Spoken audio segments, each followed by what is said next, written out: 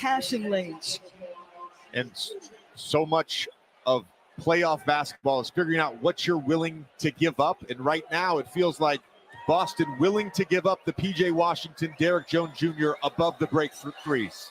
Celtics in the penalty, so that's why the free throws. Washington misses the first. Well, game one of the Stanley Cup Finals Saturday in South Florida. Oilers and the Panthers at 8 on ABC. Coverage begins with The Point at 7 Eastern on ESPN2, the Stanley Cup Finals. The Dallas Mavericks are a great offensive team. As Irving, with the save, goes into the crowd. They have 31 points with 3 minutes to go in the half. Doncic gets that one to go. And Doncic now with 12 points. Joe Mazzulla calls timeout.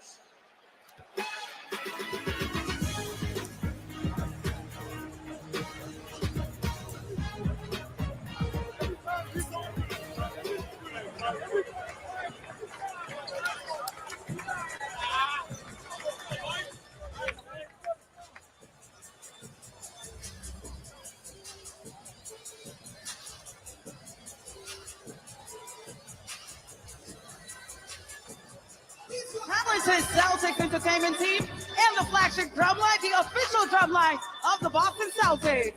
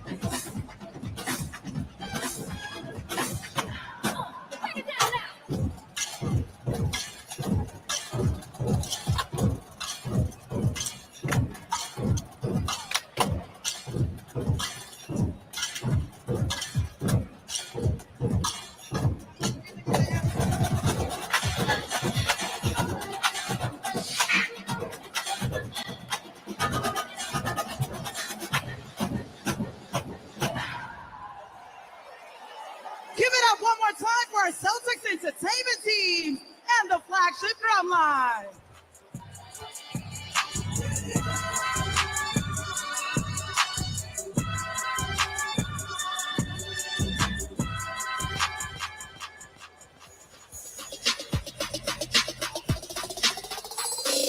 Yo, we got 5 seconds.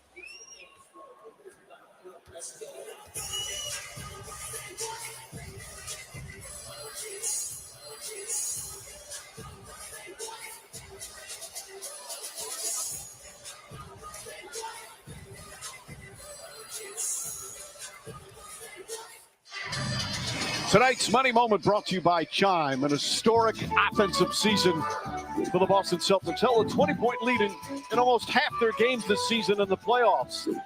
Meanwhile, had 19 wins by 25 or more. That's an NBA record regular season and playoffs, the most efficient offense in regular season history. It has been a phenomenal offensive year, Doris. Mike, this is a team that talks all the time about fighting for their spacing. You have a dynamic driver in Jason Tatum. The one thing Jason Kidd said, we can't guard him with 3. You can send 2, but not 3. These open shots. Kristaps Porzingis, he averages 27 feet on his three-point attempts. He fires from 29 feet.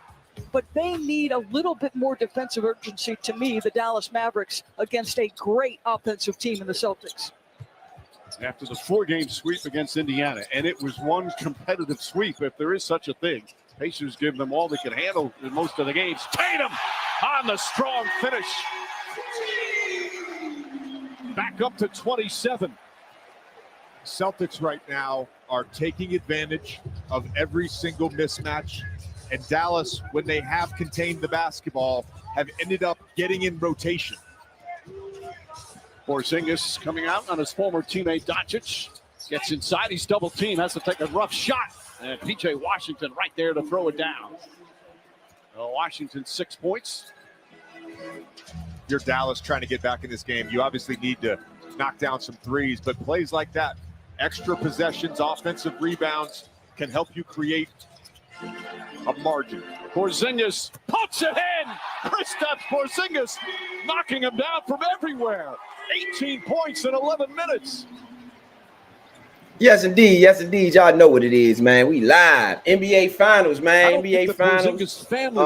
We trying something new. As y'all can see, we trying something new. So long. So I just wanted to make sure we got it all locked goes right at got the Porzingis fellas in the building. What's good? What's good? It's a slobber knocking right now. Yeah. Oh yeah. Yeah. It's pretty bad. It's pretty bad. I expected this though. I expected this game one though because Dallas had a longer series.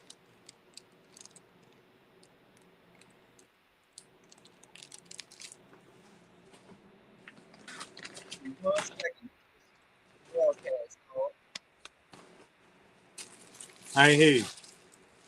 I said, give me 1 second. Get the broadcast up. And the volume on.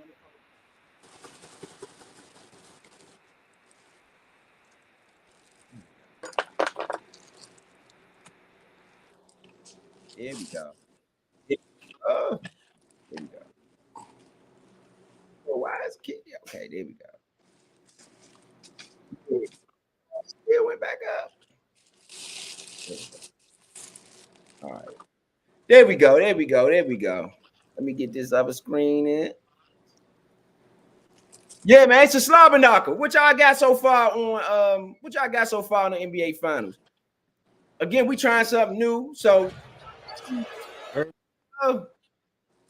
just having a couple difficulties with the tech, but we here. We're gonna give y'all the second half in full. You know what I mean? 30-point lead for Boston.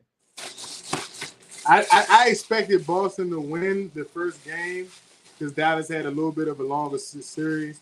Boston had some time to rest. Porzingis, I didn't know was going to play game one, like a lot of minutes, but he is taking advantage of the little bit of time he's got right now. I told Point, me and Point talked about this prior. Oh, let me get Big Son in here. Is Big Son in? Yeah, we got Big Son in here. What's good? If Big Son gave me, what's good, Big Son? Got Big Son in. What's good? Chilling. Y'all know what it is, man. The Nature Sports Network, man, giving y'all live and direct, man. We got a lot of people on watching these NBA Finals with us. I had a conversation with Point earlier, before the game started, and if you looked at the first two in-season matchups, then you knew that there would be a problem if Porzingis played. And Point said Porzingis would play, and lo and behold, he is playing. I didn't know he would play because he hadn't played all playoffs since the first.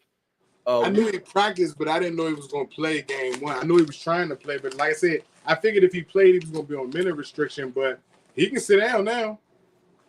I know you can't, because Dallas have come back a few times from larger leagues. Not 30, no, but 20. And I'm saying he could sit because Al Horford could shoot too from the same distance.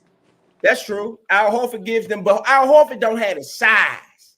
He don't need the size when you got Jason Tatum or Jalen kicking it out of a drive and kick. That's true. Horford been open most of the playoffs because of that. That's true. That Boston is very dynamic offensively to be able to stop.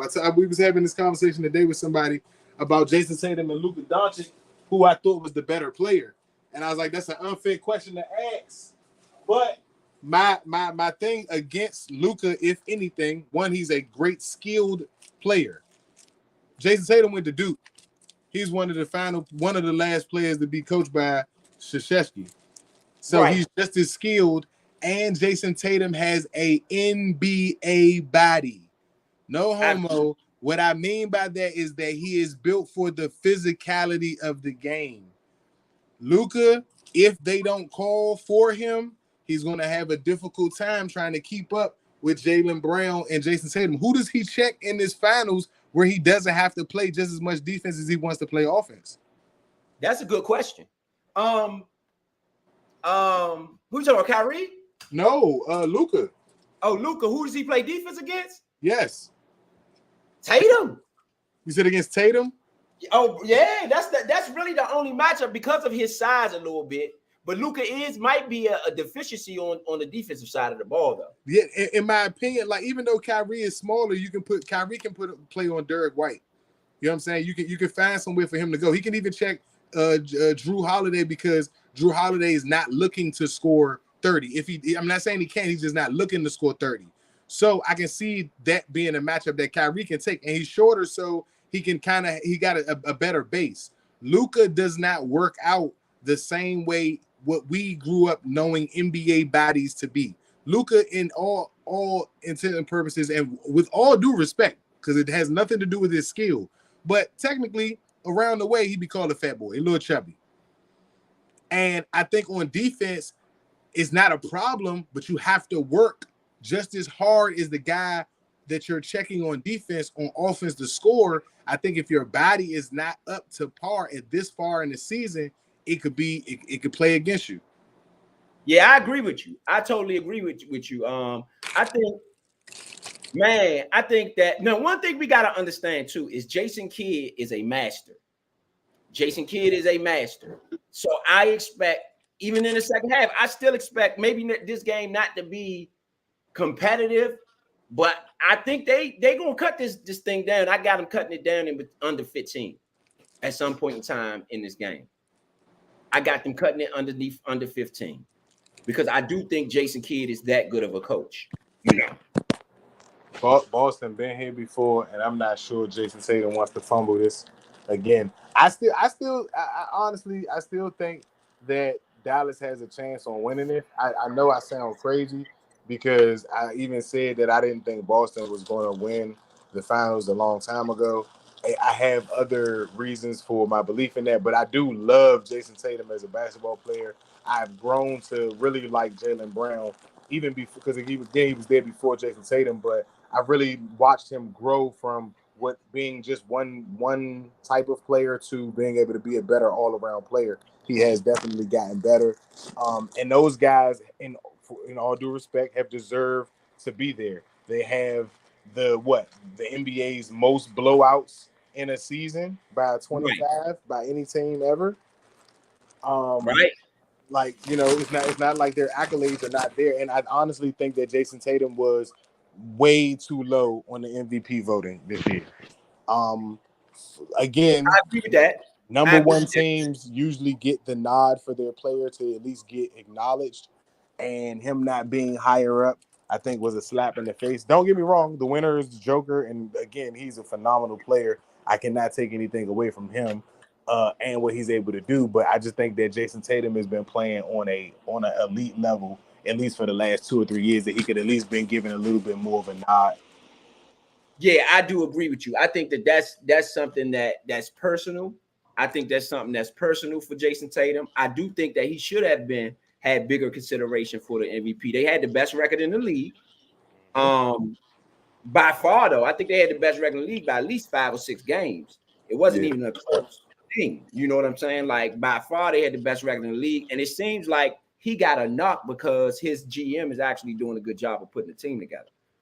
And so, I think that's wrong. I do think that Jason Tatum, it's proven that he should have been in the running. Now, let me say this. I do expect the line starting off this game, the beginning of this game was 6.5 to begin this game. It was a fifth, almost more people actually took that 6.5 than I had ever expected to take it. So I do believe that is what affected. And I ain't saying, but I am saying. I am saying. What you talking about? We raw and uncut over here. You know what I'm saying? You know what I'm saying when I say that could be playing a part in why this thing is widespread like that, because you had a lot of people give points, and take a little point. Okay, I might give. Let's say I might say, all right, the line 6.5, get it. I'm gonna run this thing to 10, and give the Mavericks 10. So I think with that effect, you had a lot of money on the Mavericks today, more than I expected. Also, in true basketball fashion, let's not forget that, like I said, Dallas had a longer route to get to this point than Boston did. Boston had a sweep, so they had a little bit more time to rest, a little bit more time to prepare. They had plenty of time to look at how both offenses was run in consideration between Dallas and Minnesota. Once Dallas kind of got that lead, you kind of knew who you were preparing for. You know what I'm saying? With Minnesota getting that win in Game 5, it just gave them an extra 2 days of rest. And it just looks like they got done to them, right, at least right now, what they did to Minnesota when they played their first game. Yeah, I can agree with you there. I could definitely agree with you there. It definitely, I mean, this is surprising. If you say that you expected them to be up by 30 at halftime, I think you're lying. You know what I'm saying? Anybody that says that, that's like a clear, blatant lie. For them to be up this amount of points. This is 30 points in the NBA Finals is what they say. I guess what they say nowadays, nasty work. And that's nasty work. You know, you down by 30 in the finals. Yeah, that's crazy. Crazy. Yeah. You know what I'm saying? What you got, Big Son, on this? You ain't said much. What's your take on what's going on out there tonight? Man, honestly, I'm kind of mad at myself because I was able to spare myself $5 or $6 to jump in that joint and actually got it in there and didn't even make the bet. Oh, so I'm still over here in my head about that. And then here in the spread, I'm like, man, can't win for losing, but I can't see the game right now, so I currently don't really know what's going on out there. But I'm honestly going for the Mavs only because, like, that's my second mob. You know, because of Dirk Nowitzki back in the day, Jay Terry, all them guys. Yeah. I used to mess with the Mavs back in the day. Aside from the Bullets, whatever y'all want to call them. But I used to mess with the Mavs back in the day, you know. So I'm excited to see them in there. Okay, yeah. I mean, for a lot of Mavericks, old school Mavericks fans like yourself, this has been a long time coming since the Dirk championship with LeBron. I think that I think it's a pleasantly surprised though. It's a pleasant surprise. I don't know anybody who picked the Mavericks to come out the West this year. To be honest, I don't know anybody personally who picked them. I know it's probably some fans out there who picked the Mavericks to come out the West. I don't know any. Going into it, of course, you had LeBron and them. They went, to the Western Conference Finals last year. You had Luka Doncic. I mean, not Luka. You had Jokic. We were just talking about Jokic. You had Jokic really as that second tier of players, or the first tier actually, because they were the champions. You still had Minnesota. You still had Steph Curry. They were high favorites. A lot of people picked them to come out the West this year. But as we see, it was the Mavericks. And I think that based on everything Kyrie Irving has gone through and the stuff that Stephen H. said he should have retired. That's how bad it was with a lot of the things that happened with that's how bad it was with a lot of the things that happened with Kyrie Irving. So to see them in the finals, it is a testament. And again, if you know Vegas and if you understand Vegas, if you understand sports nowadays, then you should know this is an indication of this first half was just about this first half. This first half was just about this first half. Is no real indication that this is going to be the whole way through. There's no indication this is going to be the whole way through. It's just what happened now. It's just what's happening now. It's just what's happening now. Again, shout out to everybody listening, man. This is the NBA Finals. This is the NBA Finals here. Studio Runners TV. You got the Nature Sports podcasters. The host for the Nature Sports podcast is giving y'all this one for the NBA Finals. Again, right now, it's all Boston in Boston. Kristaps Porzingis played his first game since, I believe, the second game of the playoffs, and he has been a large factor in this one, defensively and offensively. So again, shout out to everybody. Porzingis has become the ninth player in NBA history since 1976 and 1977 season to score 18 plus points in the first half of his debut in the finals. See? Yeah, that, and you know why too, though? We talked about it. Daniel Gafford, him and Daniel Gafford came from the same team. That is the Maverick starting center. He was not intimidating going in this one. And we talked about it in our group chat today. But I said he was injured. Obviously, I was wrong with that one. well, here's the thing. He's got the freshest legs on the team. That's true. At the right time. At the right time. Is he going to score 18 in the first half of every game? I doubt it. But he has the ability to, because honestly, he has the biggest mismatch on the floor. Here's where, even though I have an angle of why I picked Dallas to win the series, but by all means, by all due respect, I've been said that Dallas was the most talented team all season because of their roster. You add Porzingis to an already dangerous Jaylen Brown and Jason Tatum. You add a freak of nature, Derek White. I've watched Derek White when he was with San Antonio. I've watched him a few years before he got to Boston, and he is absolutely not the same player. He has transformed into a defense. He's like the Dennis Rodman of guards. He's what LeBron had in Matthew Dellavedova when they were in Cleveland. He's just a pest on defense, and those kind of players are very, very, very hard to deal with because they are always in the head of the person that they're being guarded. That they're guarding. You know what I'm saying? That he's guarding. He's always in their head, regardless of such. And people like that you got to always pay attention to. These are not the stars on the team. Drew Holiday has been a consistent defensive player of the year candidate at guard for sure, and at his position period in the NBA. And you have him on the team besides Derek White. And one more time, neither of them are the stars on the team. I agree. Like, before you even get to Jaylen Brown and Jason Tatum, they are phenomenal. Al Horford is the Udonis Haslem of Boston. He's been there forever, and he's still contributing at a high level. Like, what more can you ask from an almost 40-year-old basketball player? He's almost giving you the same type of clutch moments or points in certain quarters that you would expect from LeBron at the age that he's having. And that's no knock to LeBron at all. It's a big shout out to Al Horford for just being a consistent pro this late in his career.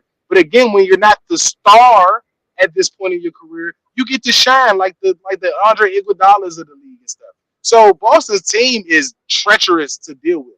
I think that Derek White is going to be a lot for Kyrie Irving to handle. Even if he scores 25 to 30 points, he's going to have to work for every single one of those buckets. And Drew Holiday is literally the perfect fit to guard Luka Doncic because the step backs don't work as much on Drew Holiday because he'll give up the 2 or the 3. And that's how I feel like you have to guard Dallas. Let Luka use his energy going to the basket, and that way he can't play defense against your better players who are going to have an empty paint. That's the reason why Boston, to me, has had a most efficient offense, because Porzingis makes your center come out of the middle of the floor. Unless Dallas or Jason Kidd goes to a zone, I'm not sure how they are going to keep Gafford, because Gafford's ability for Dallas is to contest shots and play at the rim.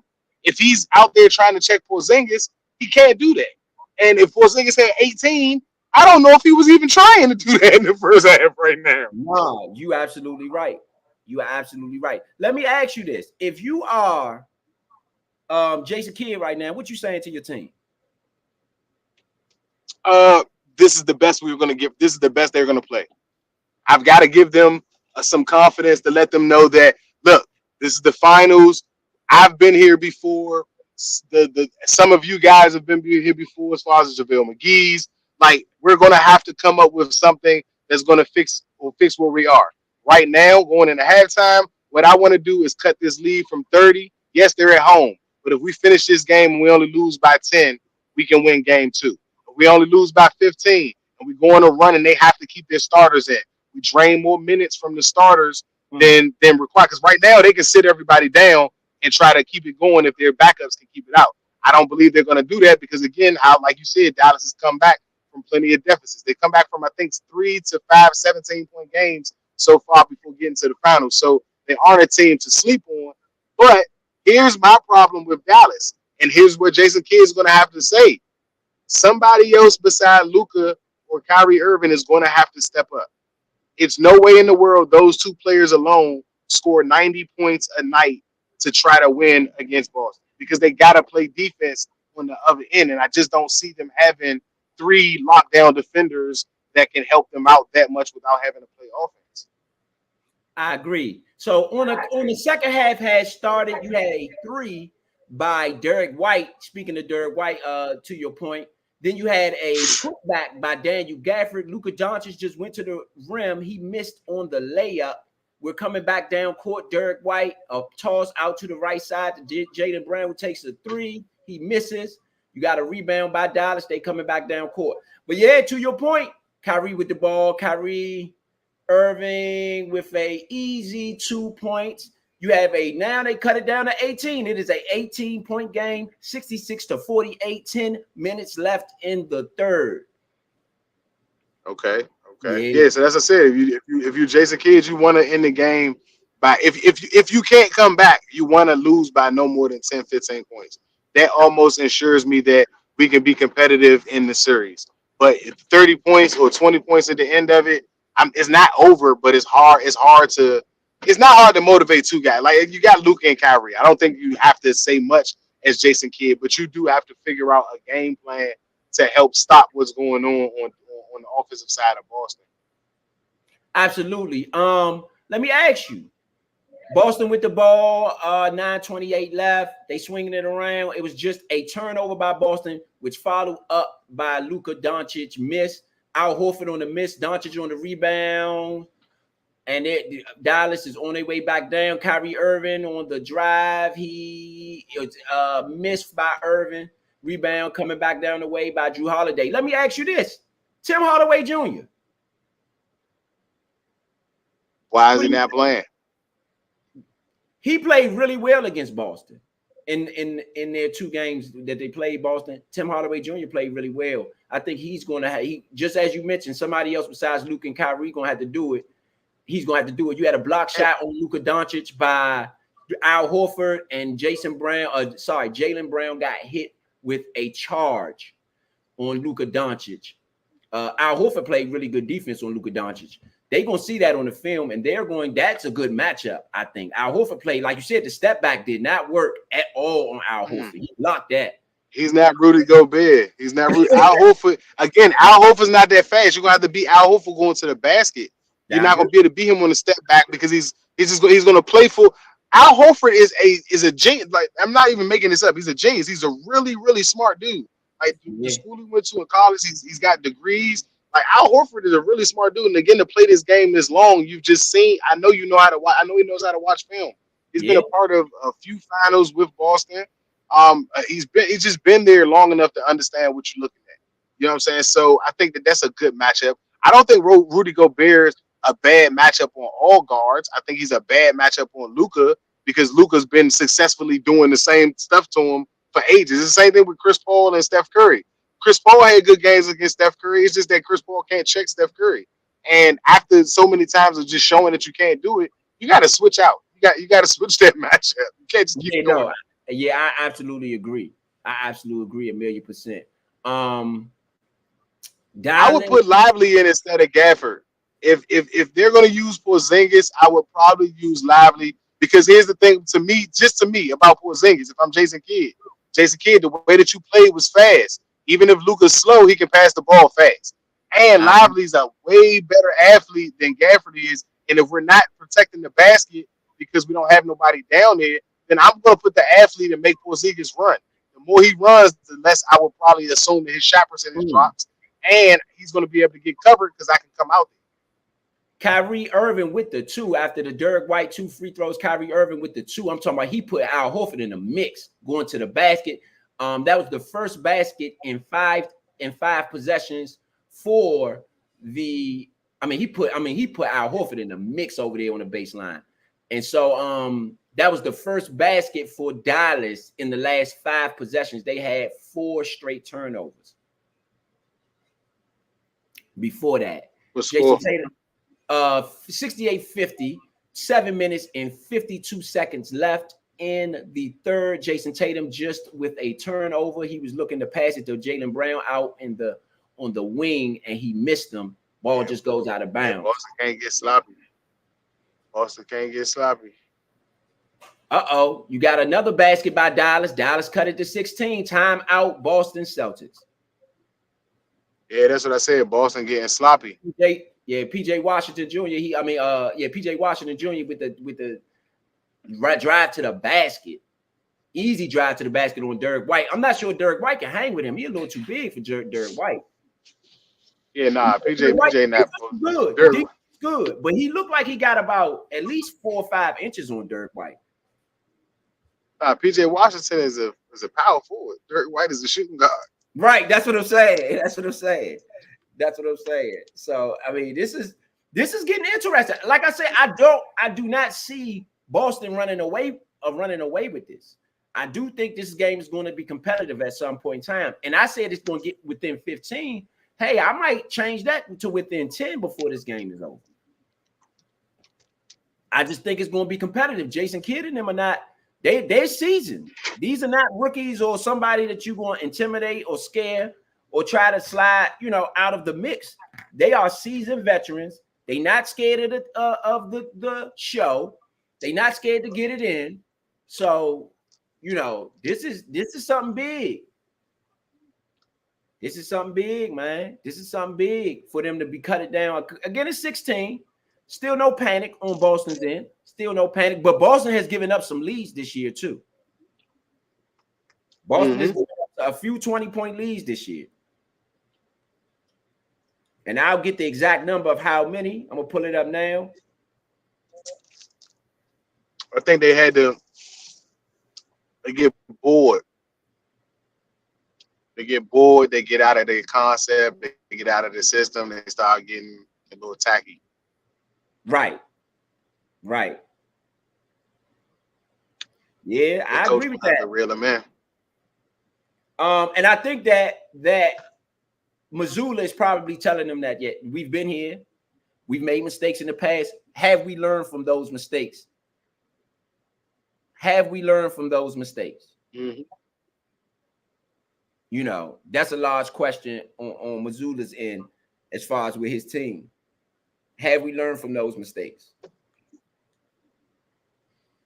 I remember I said something about Porzingis' minute restriction. Like, when is he getting back in the game? Because if Horford is playing, that means Porzingis not in.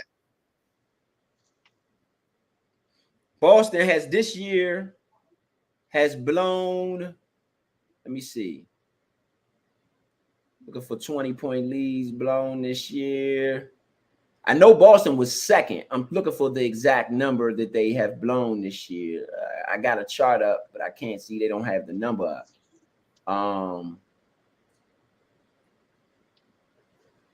They've blown the most. Second most. I know they were second.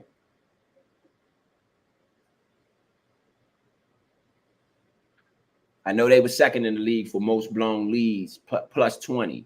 So this is not something that the Mavericks is going to shy away from. Put it that way. Luka Doncic and them, they fighters.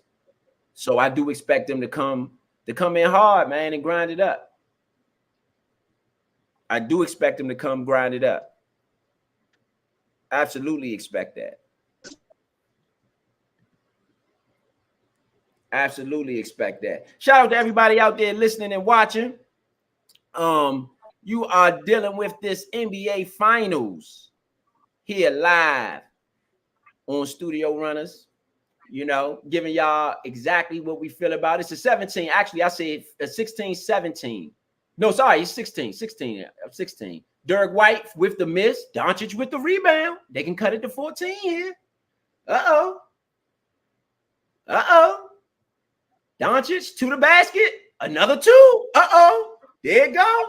He got it on Horford. That was good. Like you said, though, Vito, to your point, He took Horford to the basket. That was good call, Vito. Good call. Drew Holiday on the outside. Ooh, good move, Drew Holiday on Washington. Woo! Good move, Drew Holiday. Good move. Luka Doncic is wincing a little bit. I think he's fighting some sort of injury when he went to the basket. Let's see if we get it. Oh, a leg injury. Something happened with the leg. Him and Horford just bumped knees. What I say? It's the physicals, though. You get physical. Yeah. Oh, yeah. This the finals. This the finals. He is wincing a little bit, though. Doncic is wincing, so he's going to have to fight through it. This the finals. He said something to Kyrie. I don't know what it was. Dallas right now, since 125 in the second quarter, Dallas has 19 points. Boston has 6. It is a 16-point lead after they went to Washington in the post on White again. Washington with the miss, with the putback, foul call. Washington going to the basket.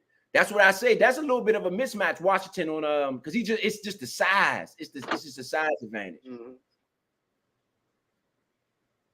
It's a size advantage. Porzingis is back in the game. Going to your point, Vito.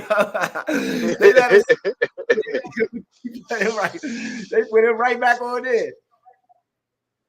Sit as long as you want, buddy, but we're gonna need your help, player. Yeah. It's a 15-point lead, 70-55, 6 minutes, 40 seconds left. PJ Washington Jr. has 9 points, 3 for 8 shooting, and 7 rebounds in this one. There go another person right there. You said somebody else gonna have to do it. Washington, he has 10 points.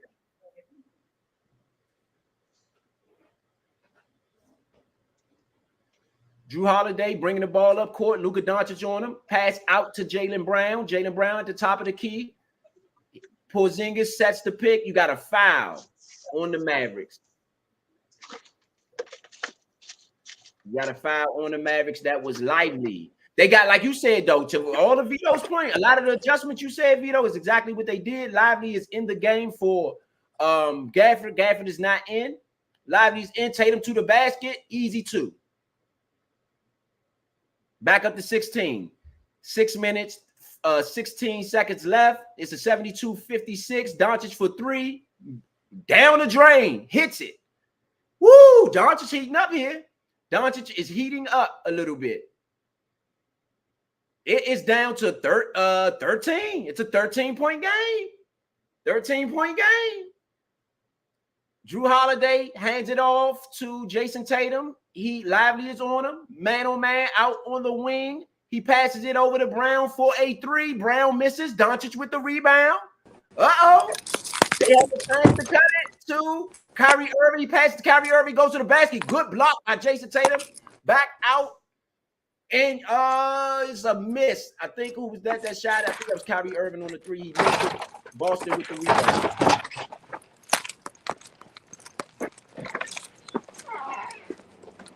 Uh-oh.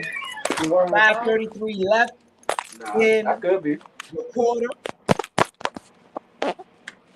Yeah, that was a great block going to the basket. Sorry, on Jones. There was a block on Jones, not Irving. Irving did have to miss. It was a block on Jones. Hey, can I go to my mother's room right quick?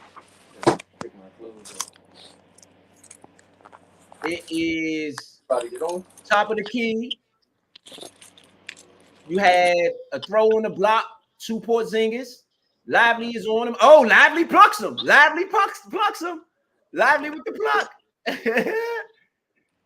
Oh, no, that was Doncic. Sorry, Doncic with the pluck on Porzingis. Doncic with the great defense. To the basket, Kyrie Irving with the shot. We have a 11-point game. They have cut it to 11. 4 minutes and 54 seconds left. It is an 11-point game. Jason Tatum to Jaylen Brown. Jaylen Brown going to the basket. He kicks it out to Drew Holiday. He misses the 3. It is a offensive foul on Derek White. Dallas has the ball down by 11. 4:39 left in the quarter. this game, the series is over. Oh, if they come back, yeah. I tell y'all that now.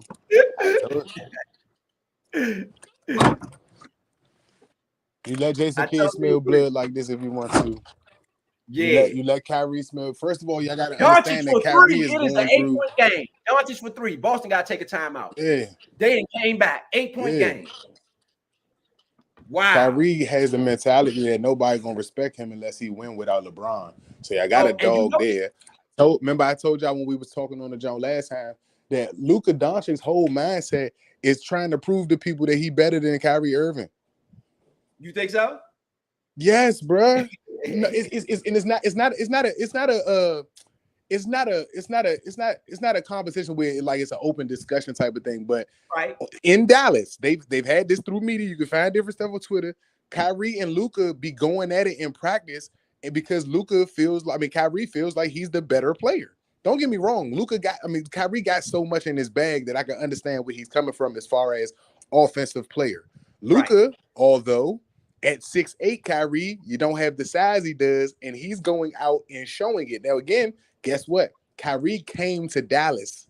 Luka started out here. So Kyrie, even though the better player, possibly can't try to outshine the face of the franchise. Right. But in practice, how hard Kyrie works and how some games Kyrie has to save the day.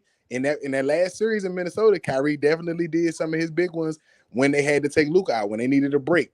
He made sure that they kept up or kept into certain games and stuff like that. Part of those comebacks, Kyrie's a part of. But again, like I said, he's used to, and again, it's those statements in the conferences when they're starting to say that, yeah, he's like Robin.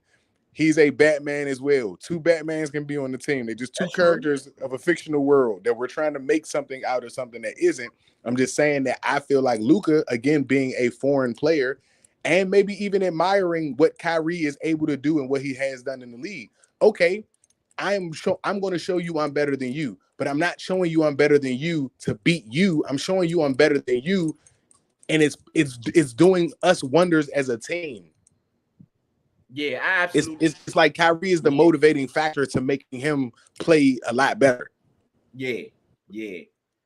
Last season, and I'm using this only because last season before last season before Kyrie got there, because I think that was a mid-season trade.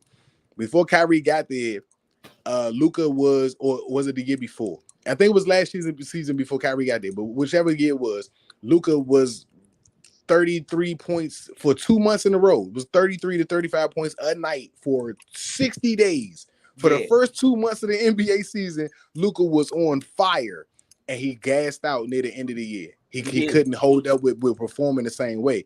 Kyrie Irving allows you to be your best self for 82 games or how many other games you can play because you have somebody that can pick up the role that knows exactly how to play their role. He can be Batman when you're tired, when you need him, and that's the thing with Luka. He dribbles so much to create his play or create his stuff. He doesn't get all of the assists that he could, or Kyrie doesn't get a chance to get some of the assists that he could, because once he got it, he got to shoot the ball. Two dribbles, get rid of the ball, shoot the ball, or something like that. So once they start playing better together and they both understand that they're just both incredible players, they just need one more player to help out. Like I said, maybe they don't need necessarily an offensive player, but they just need somebody else that they can count on, like a Derek White or a Drew Holiday. They can get some consistency from. PJ Washington may be it. He was a mid-season trade this year. He's made a big difference in the playoffs for them. He's made game-winning shots. He's done a lot this playoffs that Charlotte should also feel bad about the players that they've let go, because they've ended up on some finals teams too. That's true. So you got an 8-point game, 4:14 left in the third. Boston does have the ball. Tatum to the rack. He misses. Porzingis misses the rebound. Lively with it. Lively traveled, though. Lively traveled. Did they call the travel? Yes, they did. Lively traveled on the rebound. He was getting fouled, though. They should have called the foul, probably. This is good, man. This is good. This is good stuff. Lively, was he fouled? Or they called him with a charge. They hit him with a charge for dropping the shoulder on Porzingis on the rebound.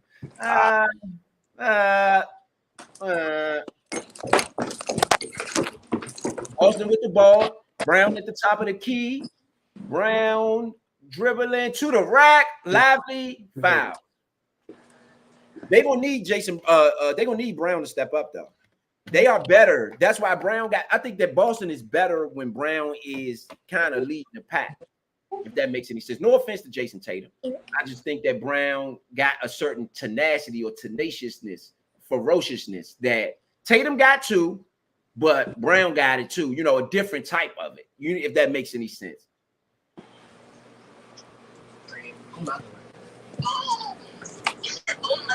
Different type of ferociousness. Brown makes the first free throw. 73 to 64, 3:55 left in the third. Brown misses the second free throw. He hasn't been good in free throws though in the playoffs. I mean, that has actually been talked about a little bit. He was really bad in his free throw shooting, despite being the MVP of the Eastern Conference Finals.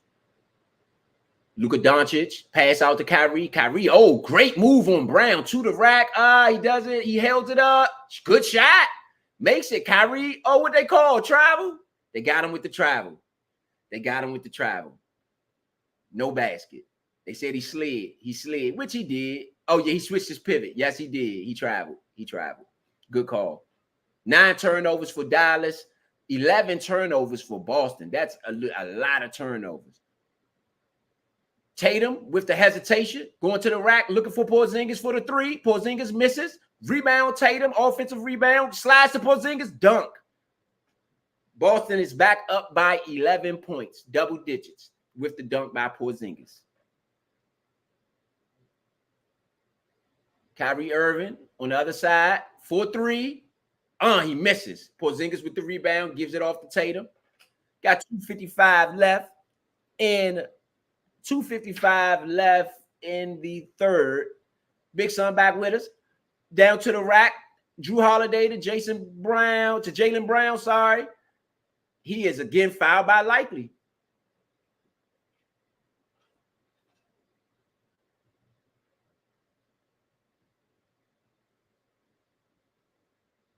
He's again, it's another, I don't know about. I mean, yeah, I guess it was a foul. Was he in the box is the question. No, I guess you could call that a foul. It looked like a good foul. Good, clean call. Dallas 64, Boston 75. Third quarter, 2:44 left. Jaylen Brown at the line, shooting 2. Al Horford comes in and replaces Kristaps Porzingis. And also, you had another sub over there. I can't see who that was. It was a second sub as well.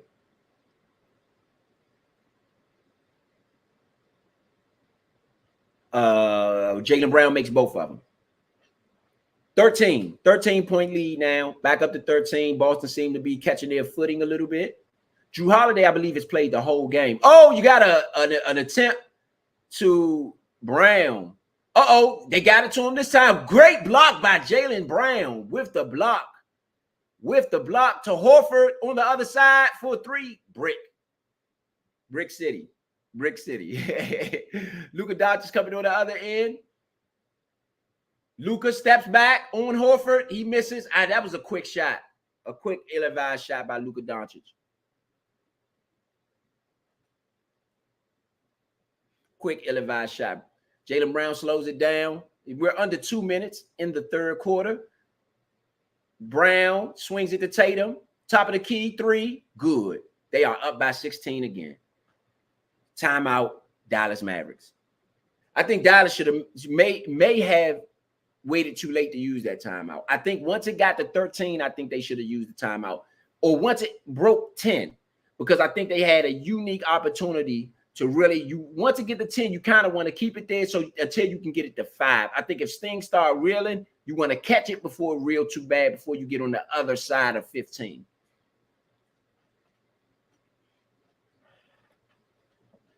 I think you got to catch it before it gets on the other side of 15. Shout out to everybody out there listening. This is Studio Runners TV. We are doing these NBA Finals live. Big Son in the building. Uptown Vito in the building. ETA Row in the building. for these NBA Finals. It's our second basketball game of the year. We also did the NBA All-Star game as well in February. So we wanted to make sure that we at least gave y'all some of this good expertise when it comes to basketball, because we does that as well. Not just football, not just the skins, not just the music. We give you all types of ways. Y'all know what it is. Y'all know what it is. Yeah, shout out to the Celtics, man. That's my god brother team. We love him dearly. Pounds, that's Pounds Mob. So Oh, I really? know he's excited to see his mob in the big dance. You know, Yeah, getting down with the good down. definitely. So, what do y'all feel as Hauser was the sub? Hauser was the sub earlier for I can't. He came in for Derek White. Hauser came in for Derek White.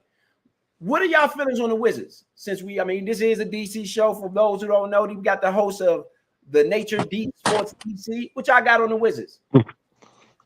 I think the Wizards are a worse laughing stock than the Commanders. To be honest, like I don't know what they call themselves during these last 3 years, but it's not been putting together a winning program. It's definitely not been that.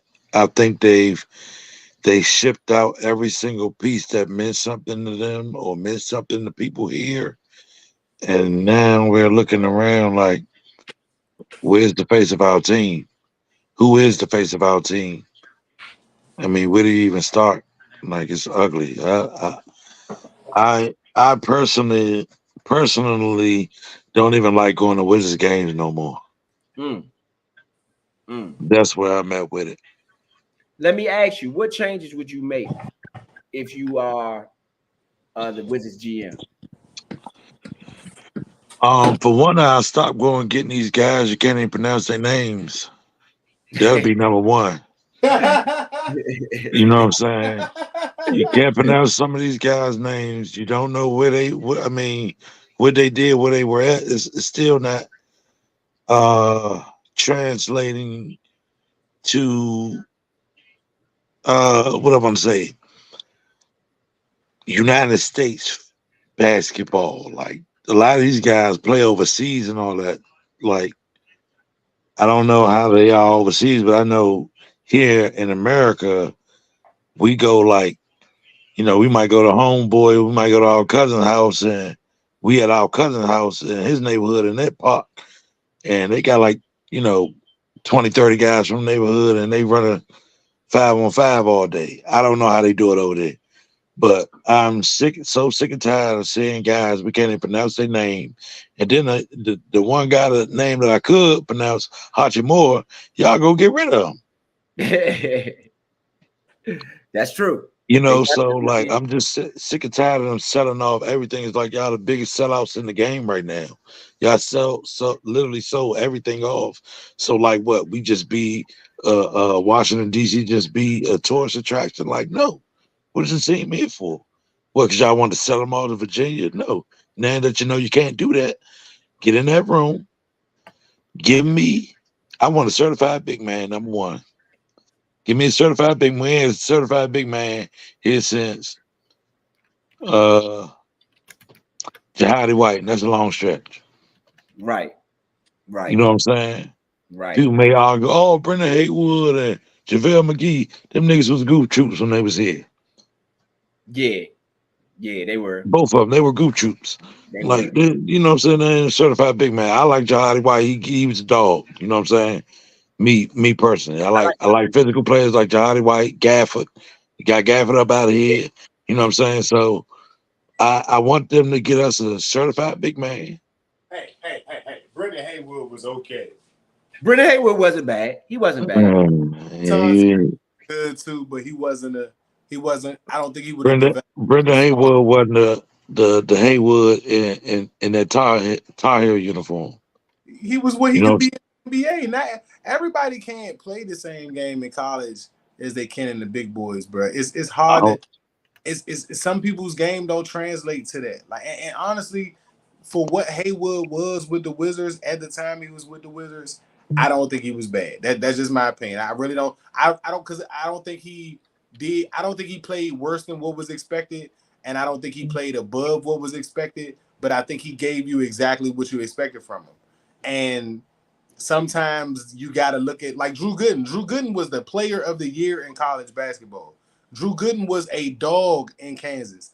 Drew Gooden couldn't score a lick for 4 years in Cleveland before he left the Cleveland Cavaliers. It's just sometimes your game don't translate. You know what I'm saying? And sometimes your role on the team requires you to do something else. Kevin Looney at UCLA was almost a guard, bro. He's a rebounder in the NBA. Mm-hmm. You know what I'm saying? So, like, it just depends on where you are, where you go. Otto Porter at Georgetown should have taken way more advantage of playing with the Wizards, in my opinion. You know what I'm saying? That's another reason why I say I can't be a fan of that. I'm so happy that I left years ago. I would have been here to fight with y'all and argue about how bad it's got if we were still the Bullets and it looked like this. But the Wizards, I wasn't about to be a part of that. It looks like the name. It looks like they're all waiting for some magic to happen to turn this whole thing around. No one's going to try. We're just going to put out a spell and use the Wizard on the middle of the floor and hope that we make something happen. That's real cute. I think that now that their escape plan has failed because they wanted to make us so bad to send them off to Virginia. Now that has failed. The whole Virginia thing wasn't even for that. The Virginia thing wasn't even for that. The city is not even giving them security. Like the city was not securing the area because they don't even care about whether you make it to or from a game. That's why he was trying to get out of there. And they so bad what Rose said about them not being the only ones invested. That's why the city ain't let them leave because the return of investment has not been made yet. Yeah, you're not going nowhere. You're not about to get out of there that fast and then go make them a good team when y'all get to Virginia. What's wrong with you? Who you think stupid like that? That's real. Yeah, y'all got to pay y'all debts here. You damn right. You got to pay y'all debts. They going to mess up this draft again and pick another person that you don't know their name. Bruh, the mere fact that the missus passed up on Angel Reese lets me know what they have in mind around here for the basketball team. I mean, even with the Nationals. Nationals got rid of every single thing that they had good to do what? Right. Absolutely nothing. All that hype around the Nationals. Oh, they came in 6 years, and then they 6 years they was here. I mean, not that 6 years they was here. No, I'll give it like their third year in that stadium, fourth year in that stadium. You know, we talking about championship. Like, come on, bro. Yeah. Like, y'all got to do better. This DC sports thing, man, is starting to get utterly disgusting. Like, we not just no daggone tourist track here, bro. Yeah, I do agree with that. I do. Like, I'm getting a little sick and tired of it. And then, like, y'all give the Nationals a stadium, y'all give the Defenders and the Warthogs a stadium. So y'all don't know the Warthogs. That's what they used to be. But anywho, y'all give them a stadium, but y'all don't want to give the team who actually made the city what the city is today. Yeah. Y'all don't want to give that team their own stadium. So, like, at this point, I'm so fed. I've been fed up with the way Ted Leon's run this program. I've been fed up with the way he run his shit. Look at the Caps. One of the most prominent figures in the city, you know, when you hear about sports and you hear about our teams, the Caps have been ringing bells for like the last 10 years. Well, I don't know what's happening here recently. You know, they were doing something, but as of late, I don't know whether Ted Leon has shifted his focus somewhere else or whatever have you. But it's definitely not been shifting his focus and winning. I know that for a fact. I've even used to work at the stadium. I don't know. At the phone booth, whatever you want to call it.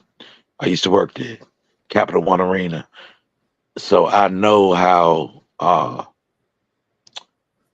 what can I say? How volatile the atmosphere is. Yeah.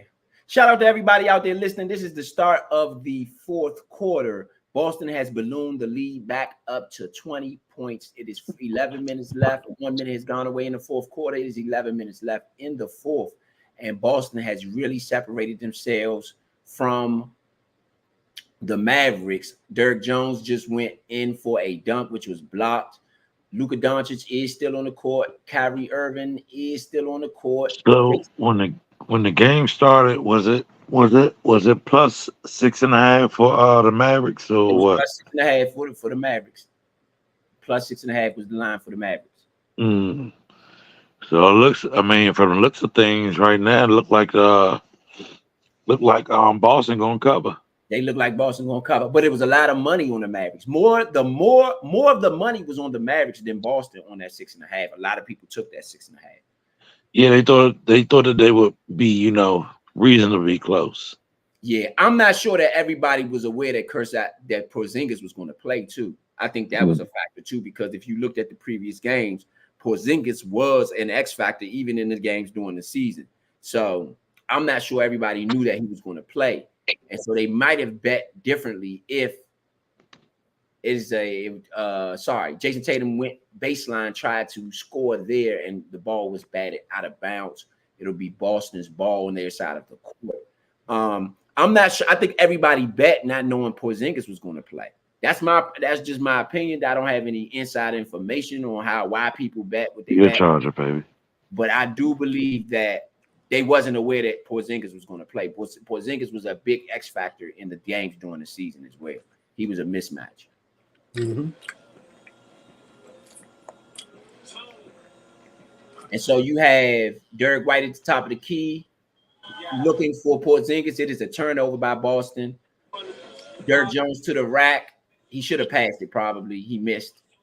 He tried to take three guys. I just don't understand what he was doing there, what he was trying to do, why he did it. It just is no idea, but he did it and it didn't go in. Porzingis come back on the other end. He misses a short jumper. Doncic back with the ball. Dallas is going to have to make their move here. They're down by 18. It is 9 minutes and 50 seconds left. They just doubled Doncic. He passed it out to Dirk Jones, gave it back to Doncic. Got Dirk White on Doncic out there in the isolation. Doncic get his shot blocked. Oh, they called the foul on Dirk White. Looked like a good foul to me. I don't know about that. He blocked the shot. Yeah, that's what it looked like to me.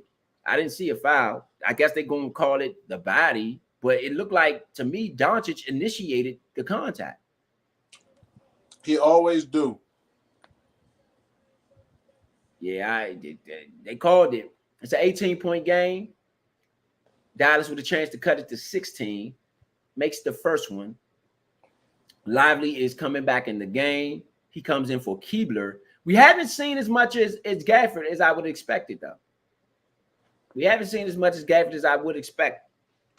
Again, because I mean, maybe I knew that Porzingis wasn't going to be. Oh my goodness, it was a PJ Washington gave Porzingis on a free throw. Boy, he gave him an elbow, roughed him up a little bit. I don't think that Porzingis was going to be intimidated by Gafford. Gafford will intimidate you because Gafford, he a yam one on you, two on you, whatever. He's a little bit intimidating if you've never played against him before. So with him and Dirk Jones together dunking on people, then that can be intimidated a little bit. And Lively is another one. And then Luka throwing alley-oops all over the place. Oh my goodness, great play by Drew Holiday. You got a 19-point lead. Dallas on the other side, alley-oop. They didn't get it. They couldn't get it to Lively. Out of bounds.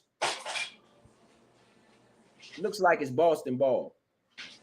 They went for another alley-oop. Couldn't get it. They was Lob City too. That's what they was calling them, Lob City too.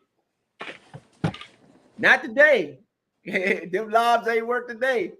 Dirk Jones for three on the pass from Luka. Another miss.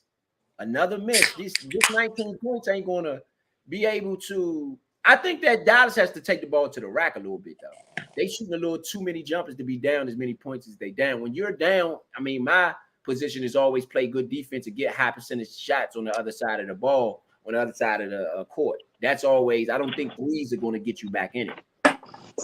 I think it might be a little bit of a fill out, when Jason Terry and them played LeBron and them in that series when they took it, they had to get real with the first thing they realized when they come out. Give me that. Say that one more time. I didn't get you. Big Son, you still there? All right. On the play, you had a Derek White steal from Luka Doncic, which he went all the way down on the other side of the court to get an easy 2. Dallas is now down by 21 points with 9 minutes left in the fourth quarter. This is getting ugly, ladies and gentlemen. This is getting ugly. Shout out to everybody out there listening. This is the Studio Runners broadcast of these NBA Finals. Giving it to y'all the only way we can, giving y'all good basketball knowledge. We got everybody in the building, Big Son in the building, Uptown Vito, ETA Row. Yes, sir. The Workhorse crew in the building. Y'all know what it is. Shout out to Boston too. I like this one. Workhorse, you already know. Visit. Go ahead. No, my bad. Go ahead. Go ahead, Big Son. No, I was saying Workhorse. Y'all already know. Yeah, yes, indeed. The Workhorse crew in the building. Shout out to Boston too. That's one of my favorite cities. I always encourage anybody, if you haven't been to Boston, you should visit. It is a great city. I mean, just a great city to be in. I mean, safe for the most part. You know what I mean? They got a lot of things that's always going on in the city. One of the best sports towns in America. So it's always something going on, whether it's the Celtics or the Patriots, or if you go in baseball season with the Red Sox, it is a great town to visit. I do encourage anybody, when you get an opportunity to visit Boston, it is a fun town. So shout out to all the Celtics fans out there. Shout out to the city of Boston out there. Y'all representing. You up by 20. Good to be from Boston today, I guess. You up by 20 in the NBA Finals. And not to mention the home of the famous Sam Adams brew. You know. Yeah, absolutely. I heard that they got a red brew up there that you can only get from up there. So I'm definitely going to take a trip. You know what I'm saying? Oh, okay. I didn't know that. Okay, good info, Big Son. Good info. Red brew? That's tight. Yeah. It's a red. It's a red. I think the guy told me it was like a red beer or something, red brew or something that they got up there to it. And I was like, well, I never heard of it. It was like, nah, yeah, they only set it up there. I was like, oh, I got to go. Yeah, that's for tight. sure. That's tight. So all y'all up in there in Boston, man, drop something.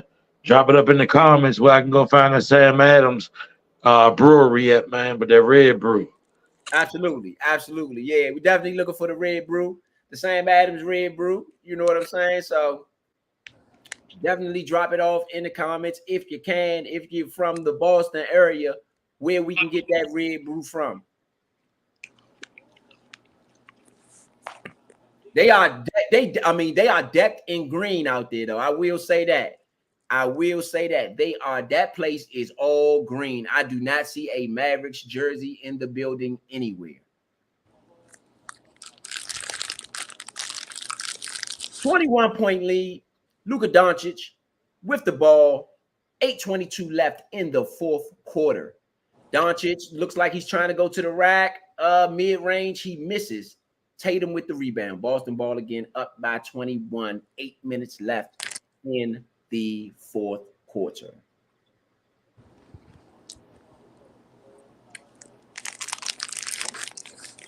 Oh, great pass by Tatum to Drew Holiday. He missed the layup. Great pass by Tatum, though. Doncic with the ball coming down on the other side. Dallas has to make their move here. If they plan on getting back into this NBA Finals, they really have to make their move here. Oh, Kyrie Irving goes down, gets up. He's still driving. Horford on him. He passes it out to Washington. Washington goes to the rack. Boston's playing great defense. Great defense. Oh, great play though by Washington. Washington is aggressive. He got some fight in him. They're gonna need that. I think they're gonna have to make this into a slugfest in order to beat Boston. I think you got to make it into a slugfest because Boston is so deep. Yeah. Boston is extremely deep. They're extremely deep. You just got a whole bunch of people come. Horford comes off the bench. Great play by Tatum. Tatum with a 2-pointer. We down under 6 minutes. Under 7 minutes. Under 7 minutes of the quarter. Washington goes to the rack, passes to Lively. Lively with the easy dunk. It is back down to 19. 6 minutes, 45 seconds left. This is the meat of the game here. Final 7 minutes is what is going to determine game one of these NBA finals. Jason Tatum with the turnaround, short. Then they give it back to Tatum. Tatum with the miss. Horford with the putback. That's where you miss Gafford. At. It's on the rebound side of the ball. Lively. Oh, it is a foul by Jrue Holiday. 96-75. Dallas Mavericks down by 21 points. Tonight on Jimmy Kimmel, Magic Johnson. I wonder if they're going to ask him about the Skins. What y'all think?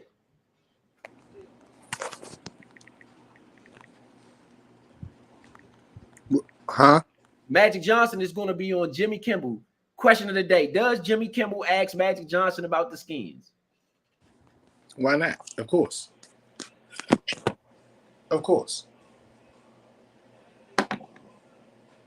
Absolutely. One of the hottest takes in sports. Always, though. Always for some. People don't understand. The show First Take was basically a Washington Redskins versus Dallas Cowboys show for a long time. The first 2 years, that would be every night. Jrue Holiday with the 3, 99-75 Boston. The show First Take. Skip Bayless was a writer for Cowboys, and y'all know he's a diehard Cowboy fan. So it was Redskins, Cowboys talk on there almost every day. Especially during the RG3 years. Especially even before that. When Mike Shanahan came, before RG3 got there, the Jim Zorn years, they were there. The Sean Taylor years. Absolutely. That was a Redskins, Cowboys rivalry show, basically. For the ones that don't know. Jrue Holiday is playing really good in this one. Let me get some stats up for y'all just to let y'all know who has what for the people out there who have been placed their prop bets today. For the proppers, that's what I like to call them, the proppers. Boston is over 100 to 75, 5-17 left in the fourth. Boston is up by 25 points. Who would have thought it?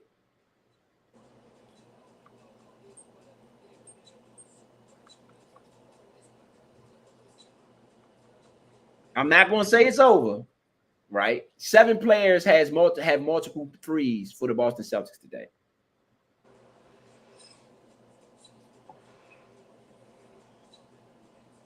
Seven players. Derrick Jones with the ball at the top of the key.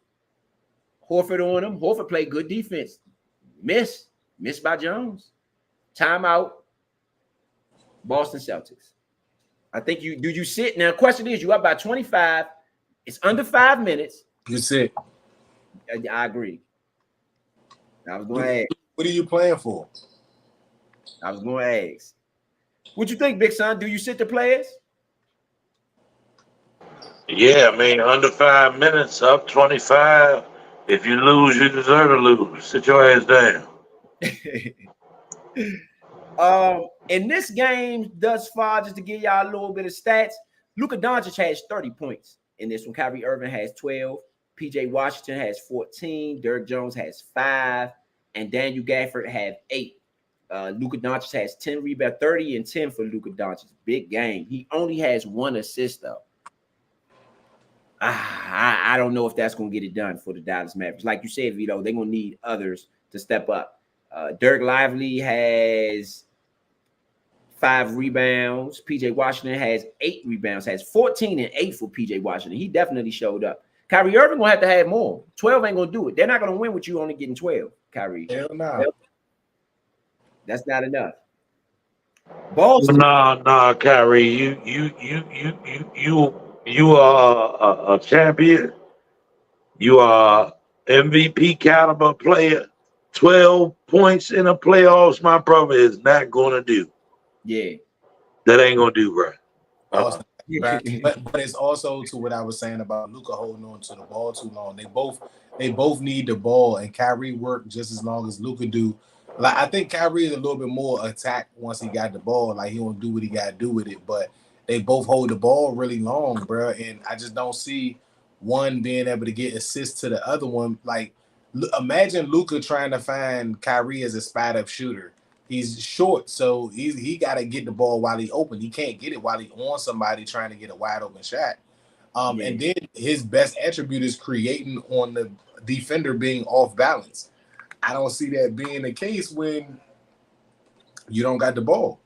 Luka can't get assist to nobody because who is he going to pass to outside of Kyrie that can get you a bucket? PJ Washington can, but PJ's got to kind of set his shot up against a Derek White because Derek White's been a tough cover, bro. He's just been tough to guarding people. So it's not like he's giving up easy buckets. And he will foul you first before giving up an easy bucket. He is not giving up an easy bucket without fighting for it. So the Boston they've got a really good defensive team. You don't get that many blowouts in the season without having a good defensive team. So I just don't know. Like I said, I just don't know if Irving and Doncic can score 90 points because I feel like that's what you're going to need a game from both of them to be able to win. You're going to need about 35 to 45 points a person because nobody else really scored 40 points with them like that. Yeah, no, I agree. On Boston side, you have Jaylen Brown leads Boston with 22, 6 rebounds and 2 assists. Kristaps Porzingis has 20 and 6. Jason Tatum has 15 and 10 rebounds and 5 assists. Our Horford can go off. Huh? The best player ain't even go off. Even go off, and they up by 25. But that's why I said with Luka, you got 30, but you only have 1 assist. Jason Tatum has 5 assists and 10 rebounds. You got the same amount of rebounds, but Jason Tatum has less points and, more on the other side. And Jason Tatum with the miss, another miss for Jason Tatum. 4:39 left. But yeah, so you got to get more. You got to get more out of the rest of your players. Because right now it just seems like Boston just used with the rest of their players. Derek White has 15. Drew Holiday has 12, 8 rebounds, and 5 assists for Drew Holiday. Great numbers. Great numbers for Drew Holiday. Hauser has 6. So you got 1, 2, 3, 4, 5, 6 players in double figures for Boston. You got 3 for Dallas. And you have 3 for Dallas, yes. No, you have 3. Gafford got 8. Gafford needs more rebounds too. Gafford only has 3 rebounds, but he only played 14 minutes. He ain't gonna get the Bulls because he got to check the perimeter though. Yeah. But he hasn't played much. He only has 14 minutes. He logged 14 minutes today. Porzingis was crushing them in the first half. Yeah. Keebler logged 19 minutes. Lively 18 minutes. Green 16 minutes. Tatum has played the whole game right now. 41 minutes for Tatum. 37 minutes for Jaylen Brown. Drew Holiday has 34 minutes. Derek White, 34 minutes. Al Horford, 29 minutes. To the rack, Kyrie Irving. He must have heard us. Oh, no, that's not Irving. They sat their starters. Mavericks sat their starters. The Mavericks sat their starters. But Tim Hardaway Jr. is in there now. I just don't get it. Tim Hardaway Jr. has. Sorry, he is not in the game. Tim Hardaway Jr. is. Yes, he is. He's in the game. 4 minutes. He just got in the game. I don't get it. I don't get it.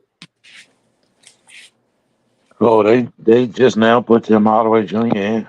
Just now put Tim Hardaway Jr. in. He has not played all game. Slim is a scorer.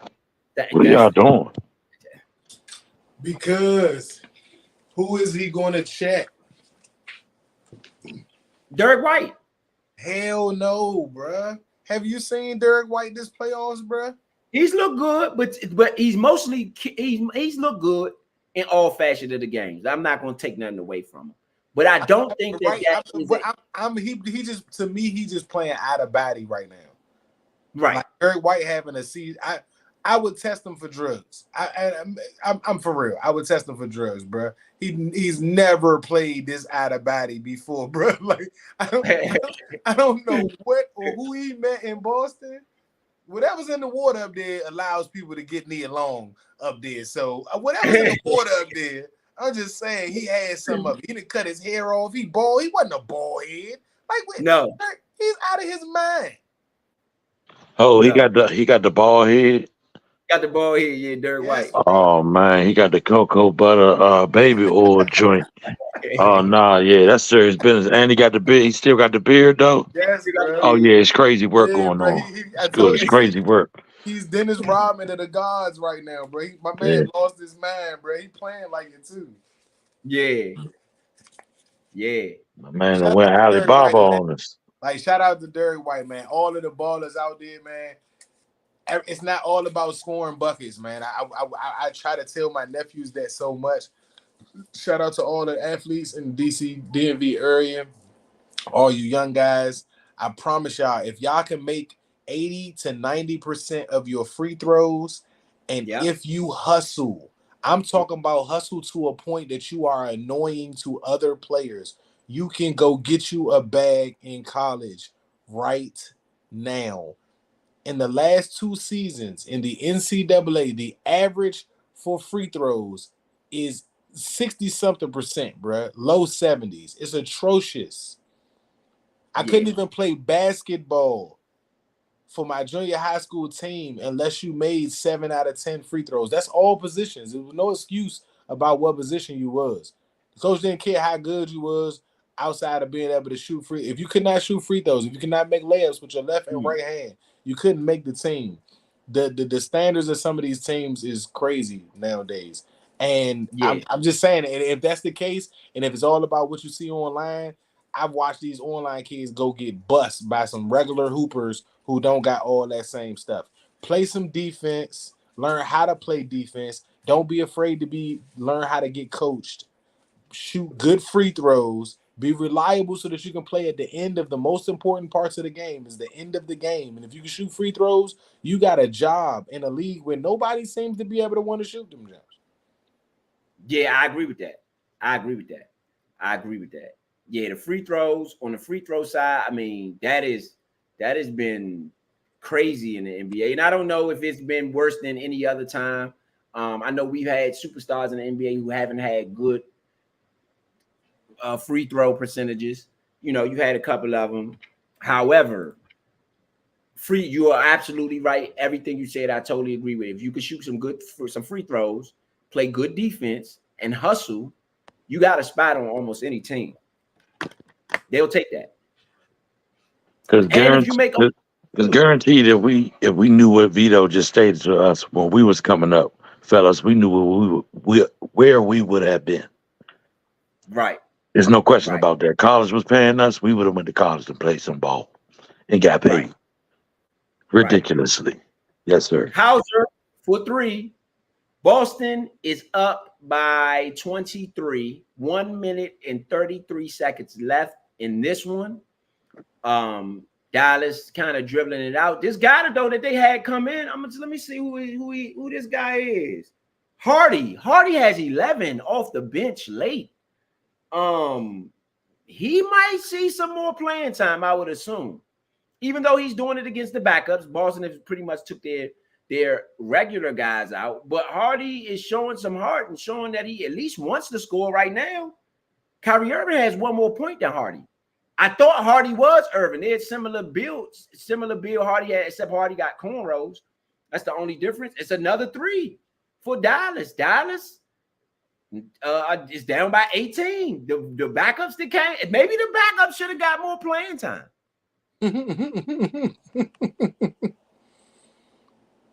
Maybe the backups should have got more playing time. From the sound of how the line was, we already should have known this was coming down the pipe. Yeah, they covered. Boston covered this that 6.5 by far. They up by 18. So even if people teased it up, teased it up to, let's say they teased it up to 12, even teased it up to 15, you're still lost. Dang, man. Shout out to everybody out there who teased it up to 15. I know you thought you had a winner. Still lost. Vegas got you. Boston takes the 24-second clock. Game one winner of the NBA Finals have won 70% of the finals. They are Dallas is dribbling the clock out. Boston takes game one of the NBA Finals. Are y'all surprised?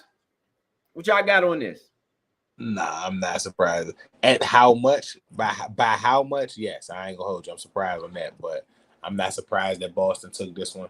Like I said, I even came on the show saying that I thought that Boston was gonna have a little bit of an advantage because Minnesota was a tough win for Dallas to get one over on, and I felt like they were maybe a little bit tired, and I don't think in that series they found a third or fourth guaranteed scoring option where they could not have to rely on Luka and Kyrie so much. So that's going to be the challenge for Jason Kidd, in my opinion, is seeing or immediately taking advantage of that PJ Washington Derek White matchup so that Derek White can get out of the game so that you can have a chance to play it with a different matchup or a different lineup. Because I think if you can get Drew Holiday or Derek White out of the game, or even Jaylen Brown or Jason Tatum with some fouls and get yourself to the line or just get them in foul trouble, I believe you give yourself a better opportunity. Point B in the building. What up? Yes, indeed. Boston takes game one. Yeah, I seen that. Of the NBA Finals. What's your thoughts? I mean, it's not nothing different than I would have expected. I feel like Dallas had the harder road to the finals. So this first game, I feel like, they had an advantage. I feel like Boston had an advantage, I don't think that this continues. I mean, they kind of blew them out right off the jump. You know what I mean? Maybe second quarter, it was basically over. So they did fight back, I seen, and got back within 8, if I'm not mistaken. Right. But even fighting to get back within something, it takes a lot out of you, So I do think that the series is going to not be this type of series the whole time. So, what are y'all predictions after seeing game one? What do y'all smell for the rest of this series? Let's get some early predictions in. I'm gonna stick with what I was saying. It's gonna be a 6 or 7 game series, I think. Oh no! Huh? My bad. My fault, Leo. That was just not. Listen, hey, Ro. Hey, Ro. Yeah. Tell me, when it came to Minnesota, you said the same thing. Yeah, I did. I said I thought Leo has been on the Luka train for a while now. I will say that. And remember now, I'm talking about the Denver series, the Denver Minnesota series. You like they about to sweep Denver. And I'm like, oh yeah, Denver, Minnesota. Yeah. Those 6-7 game series. The same thing here. Same thing here. I just don't think Dallas going like that. I think that this was one of those. I mean, Boston at home, it's the first game of the finals. Boston more rested than Dallas. They So, lost by 25. huh? They lost by 25. I mean, it's a Yeah, loss. No. 25. Yeah, no. They end up losing by They 18 lost by 18. because Yeah. because How the many backups points came did in. Porzingis have? 22. Porzingis ended up with 20. Ended up with 20. Porzingis got to be injured for Dallas to be able to win this series. If Porzingis not injured, bro, the mismatch is PJ Washington and Derek Wright. But the mismatch on Boston's side is almost everybody. Like, don't get me wrong. In the second half, from that 125 in the second quarter till about 5 minutes in the third quarter, Boston pretty much essentially just turned the ball over every possession for them to be able to come back. Right. They've done that so many times during the season to be second in the league and giving up 20-point leads. So could you be right, Leo? Yes, by all means, you're not wrong. I'm not even laughing or debating with you more so than just suggesting that this is going. And mind you, my pick, you can ask Ro, my pick for the winner is Dallas. So in order for this to happen right now, it's either going to have to be 4-1 Dallas, so it's not a 6 or 7 game series, or we both going to be wrong and Dallas is just going to knock them out in a couple of games. I do see a better competitive game next game. Yeah. But I got to see a third and fourth score for Dallas step up, because I think that Luka is using his energy coaching. Yeah. Luka's using his energy the same way he did in the season. It's all being used up in the first half. Yeah. In the second half, he did do some things, but the reason why he only got 1 assist row is because now it's forced. Now you in force mode of having to come back. You can't flow with the offense because you forcibly trying to get as many points as you can as fast as you can. And I think that you just lose a sense of your game plan at that point, more so than just trying to make a run. For sure. I mean, for sure. I personally think that I can say that I think it's going to go about 6 or 7. I do think Dallas still going to win. I think that Boston, don't get me wrong, Boston is battle tested. So I feel like this is a 50-50 matchup. So it's not like I'm just stamping Boston has no chance or anything like that. I think Boston could win it 4-2 themselves. You know what I mean? They have the advantage, in my opinion. I just think that I have an angle for why Dallas is going to win. I don't think they're more talented than Boston, in my opinion. I don't. Yeah. But I've watched some teams in history not have that were better, but lost to the better player. Yeah, I can agree with that. Do you think that Luka, with that statement being made, do you think that Luka or Kyrie is going to have to put up a LeBron James-esque or Michael Jordan-esque numbers to win this finals?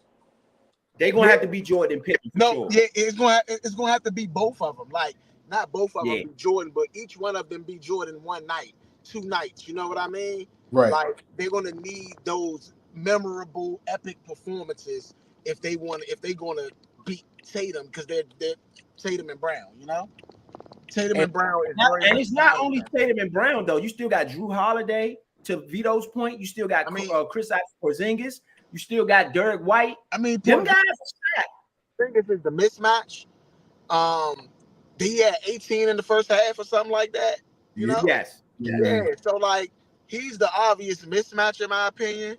But like, theoretically, right? You gotta stop the star. If you let the star go off, then that's it. They gotta be happy though. 15 for Tatum is crazy. Like, that's an amazing defensive night. Even though, and I think they frustrated him a lot. He turned the ball over like 4 times in a row in the third quarter. Like, literally back to back possessions. He was involved in the turnover or touched the ball right before the turnover happened. And he shot really poorly in comparison to, one, what you expect of yourself, and what I think he expected to shoot in comparison to how he's been shooting so far in the finals. So it's interesting to me if Dallas can get another performance like that defensively against Tatum, whether they win or lose the next game. I think if you feel like you can stop their best player the way that they did Anthony Edwards, you can come up with a way to win the game. let me ask you. Well, what do you do to Porzingis? I think you put in Lively and take out Gafford. Lively's going to be able to play perimeter defense in comparison to Gafford. Gafford is not incapable of playing perimeter defense. He's just so used to protecting and helping the basket that I just had a conversation with somebody today about 2K. I know it's a video game and all of that, but people play this game at a high rate. And what people do in this game is usually what the average brain thinks about in certain situations. They're giving up too much space to Porzingis on the drive and kick. It's the only reason why they're not getting steals right there and why they're giving them open looks. So Lively, instead of crashing to the bucket to get a rebound or trying to block a possible layup, you've got to stay active on the passing lanes to Porzingis on the drive and kick. Make Drew Holiday shoot 7 or 8 threes in the first half and hit them. Make Dirk White shoot these shots and hit them. I'll lose to them. I'm not losing to one of the stars. Jaylen Brown has been going off the entire playoffs. He's been on fire. So I don't want to lose to him. Giving up 22 isn't bad numbers, but when they're playing as a team, that's essentially PER. That's essentially him scoring 40 points. 32 to 40 points.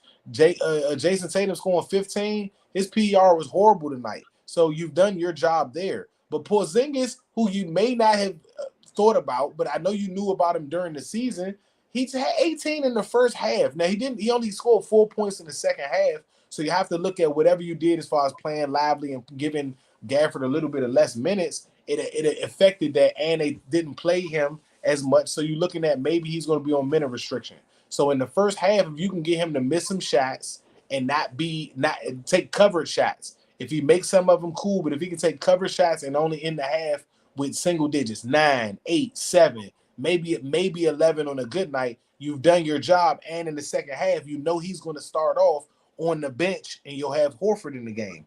It's going to be about who watches the film and how they break this down. Can they create a couple of scenarios and stuff like that? Yeah.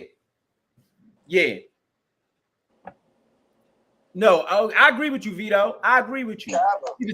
The thing is, even with Porzingis, you would think that they would have without Gafford, it would have been a big rebounding gap. I thought it was, but it actually wasn't. Boston did have more rebounds, but they only had 4 more rebounds, 47 to 43. So I thought it was a real big gap. Offensive rebounds, both teams had 10 offensive rebounds. Boston had just 4 more defensive rebounds. The thing is, from three-pointers, though, this is where I think hurt Dallas.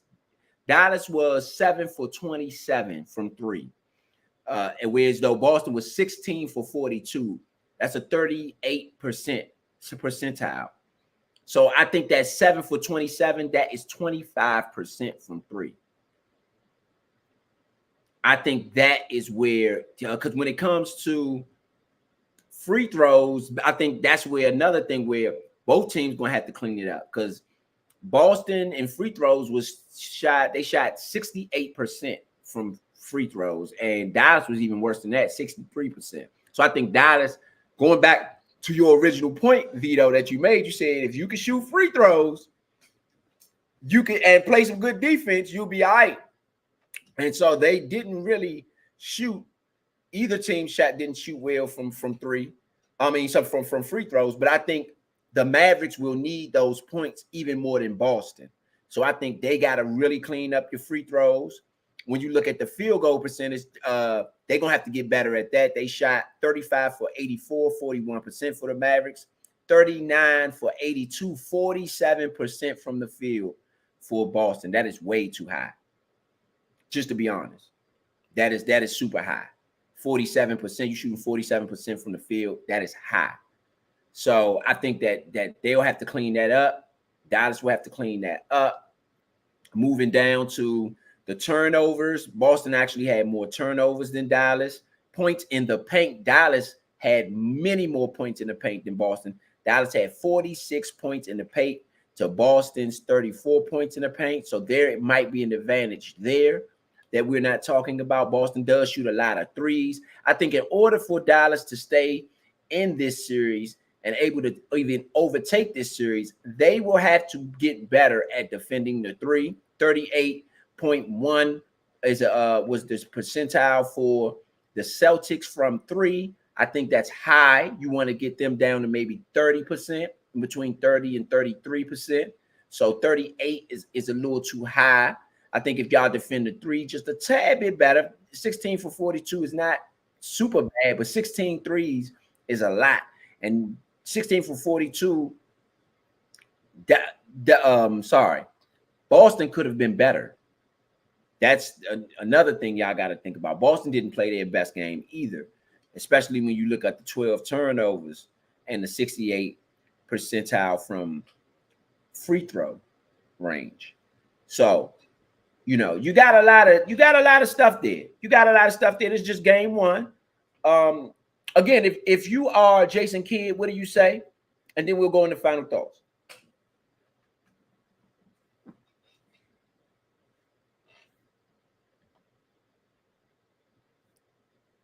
Oh, I guess let me start it off. I'll start it off. Hold, let me get Point back in. See, my bad. What'd you say, bro? No, I was saying if you are Jason Kidd, what are you telling your team right now?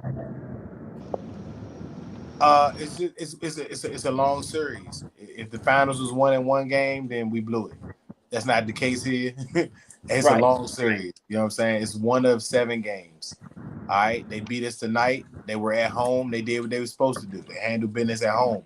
We have one more game at home to take advantage of this series and change it around to be able to take it home with us having the advantage going in Dallas. You know what I'm saying? If we can win the next game, that gives us an advantage. If not, then that means we have to win at home 2 games in a row. So, you know, we're working on what's the next game. Do we think that we were completely outmatched? Do we think that we're 25 points worse than this team? Or do we think that they just had a better night than us and we got to get some things together?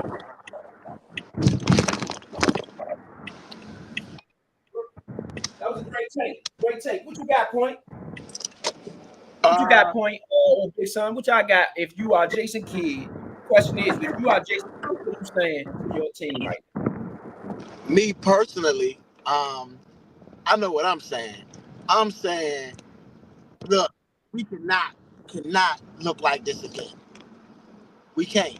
We cannot look like this again. The problem with them losing, excuse me, let me roll my window up. I think I'm getting a little bit of background noise.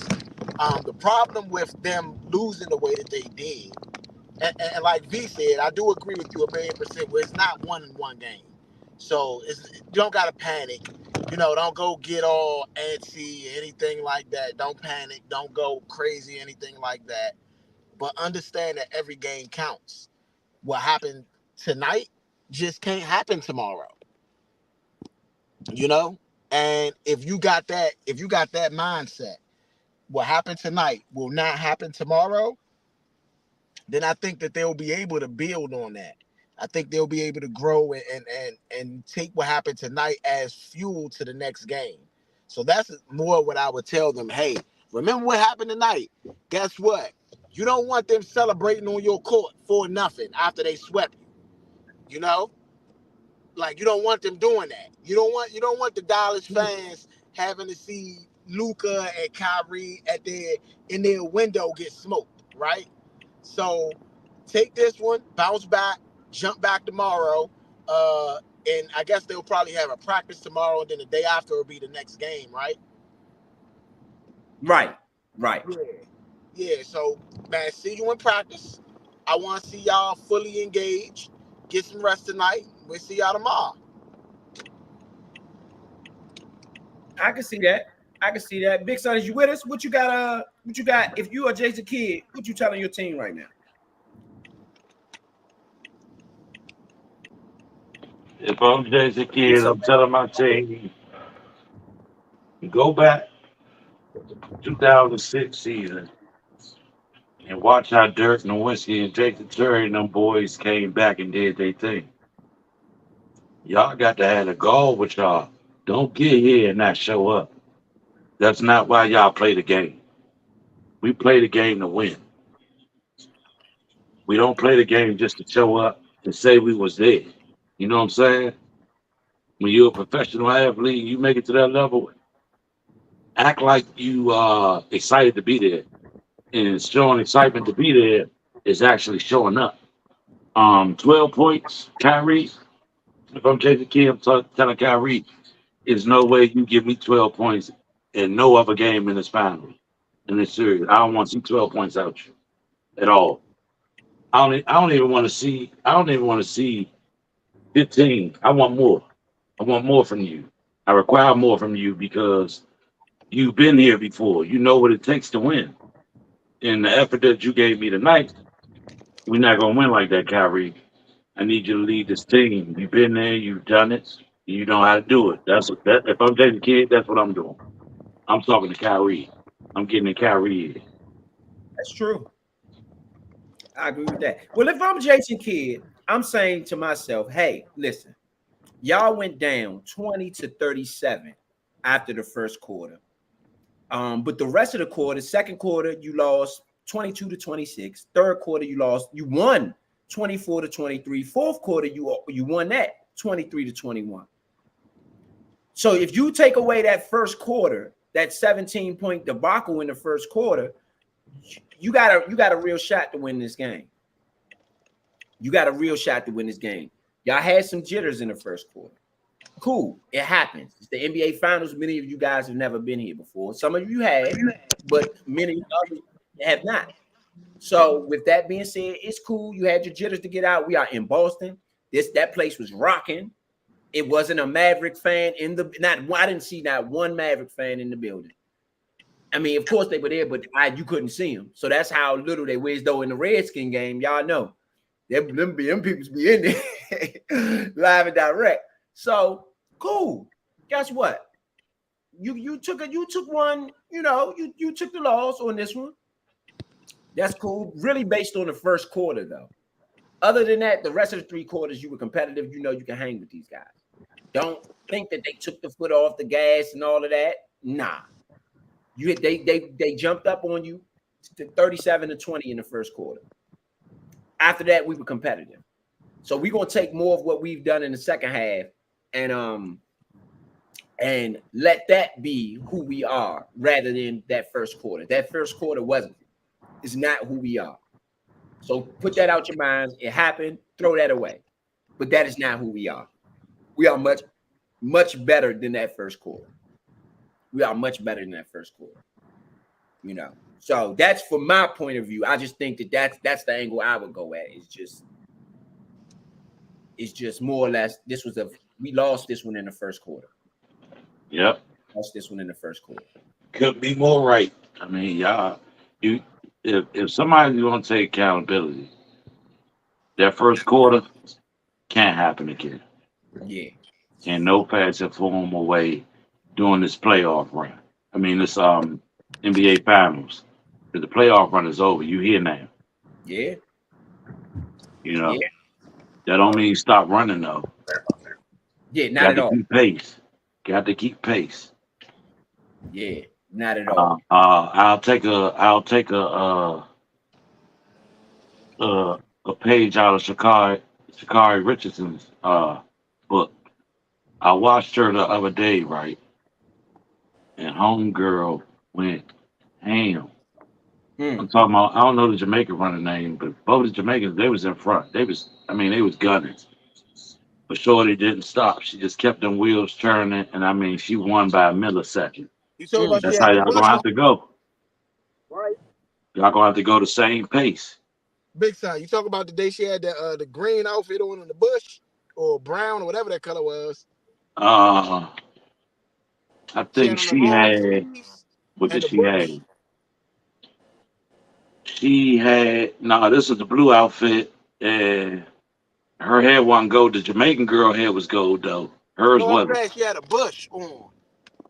Like she had a bush hair. Like it wasn't like how she be wearing with the weave. Yeah, and all that. It wasn't all extravagant. It was like she had a ponytail and then like a big plait on the joint. Okay, I don't know. I couldn't even explain it, but the way she ran, Slim, I'm talking about. That's how y'all gonna have to run, Dallas. Y'all gonna have to run the same race, Slim. It ain't over till it's over. Yeah, no, I've been paying attention, man. She been tearing it up. I ain't gonna hold you. She been tearing it up.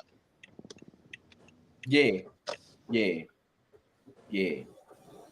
absolutely. Let's get the final thoughts. That was our final thoughts. No, that's just what you would say if you was Jason Kidd. Oh, okay, my bad. Go ahead. Yeah. So you get y'all final thoughts, get y'all final thoughts for the night. And just to remind people, but matter of fact, before we go into final thoughts, just to remind everybody, we are going to do game 2 of the NBA Finals. I'm gonna get the schedule up. That is game 2 is Sunday, June 9th at 8 p.m. We are going to bring you that game. And this time we're gonna bring you the whole game. Again, shout out to the new system that we running. I like it. It actually worked. Just had some technical difficulties in the beginning, but again, I'm actually glad that you got to hear what they do on the broadcast, because I listen to them. And no offense to the guys who did the broadcast, you guys are veterans. You guys are stars. You guys have made it. You get paid good money to go in there and broadcast the game. But no offense, y'all ain't messing with the nature when it comes to this here. No offense. Y'all ain't messing with the nature when it comes to this here. Y'all do a great job. Y'all got all the inside information in the interviews and stuff, but we good at what we do too. I put our team up against any of them. No offense to none of the ones that's doing it, but this is the same way they compete on that court. We compete with what we do too. So I put our team up against any of the guys. So I'm glad that the fans got to hear them and then hear us. Thank you. I appreciate that, my brother. We don't say thank you enough. I appreciate the flowers. You know what I'm saying? Yes, indeed. I think we all work hard at what we do. You know what I'm saying? We retract statements around here. We make mistakes. We clear them up. We don't let it go and just leave it in the air because we don't believe our ish stink. You know what I'm saying? It stink. We let everybody know that stink, and that's who did it. Yeah, absolutely. So we are going to be bringing y'all this game 2. That is Sunday. Tomorrow, actually, I don't know if point is on board. I know tomorrow is the Adrian Broner. That's a must. That's a must. Right? What time does that start? The Adrian Broner fight. So the actual program, just in case y'all want to check out some boxing, the actual program is supposed to start at 8 o'clock. The ring walk for Adrian Broner actually is supposed to start at 10:45. Okay. So what time are we bringing that to fight tomorrow? What time are we going to air tomorrow?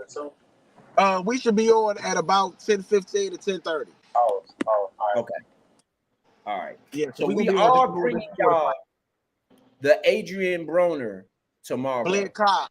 Adrian Broner versus Blair Cobb. Blair the Flair Cobbs. Okay. All right. So you got any previews? Any thoughts on the fight? Since we all here. You got any previews on that? Blair Cobbs has only lost one fight. Adrian Broner is trying to redeem himself, and he's working with Don King. Don King hasn't had a really good fighter in a long time. Okay, so I think that this is the resurrection of Adrian Broner potentially. Adrian Broner is a very accomplished fighter, 4 division weight champion. I think that this is his fight to win or his fight to lose. I don't think that Blair Cobbs, even though he's a bit bigger than Adrian Broner, I don't think that he's going to have enough experience at this level to beat Broner. Broner's working with Kenny Ellis and Calvin Ford, which are the trainers for Gervonta Tank Davis. He looks really good, looks in shape, looks focused, and if he throws his hands, I don't see a way that Cobbs can win. Oh, meaning over Broner? You think so you got Broner taking it? Yeah, I would. Don't get me wrong. The problem with Broner, is that he hasn't thrown his hands in a lot of those bigger fights. When he fought Pacquiao, he didn't throw his hands. When he fought, Maidana, he didn't throw his hands. And it's not that he didn't have the power to compete with those guys. He just was in there like kind of not focused, I would say. I could really only say that that's a non-focused thing. It's over for him if he get knocked out tomorrow. Huh? It's over for him if he get knocked out tomorrow. Oh yeah. Can I say this much? Yeah. If he focus on fighting and instead of slapping dudes on the butt, he'll win the fight.